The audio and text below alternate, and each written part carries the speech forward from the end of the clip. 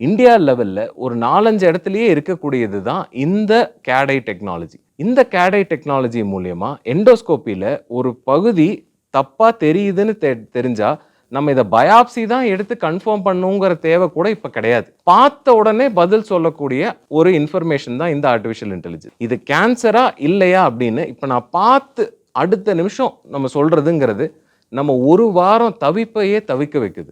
நம்ம இத பயாப்சி எடுத்துட்டாங்க, நம்மளுக்கு என்ன ஆகுமோ, ஏதாகுமோ இந்த பயமே இருக்க தேவையில்ல.